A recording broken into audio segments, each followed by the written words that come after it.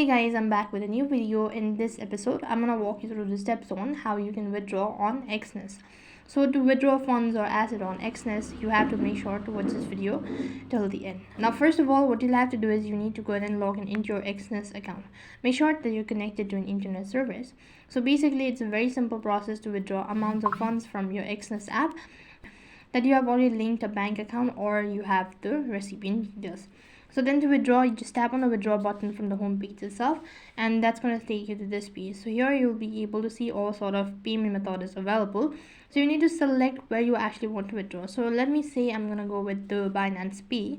Here you need to go and enter in the currency type, the amount, and from which account you're actually transferring and all that, and you need to click on the continue button. Next page, you have to review all information, whether the information you've provided is valid or not.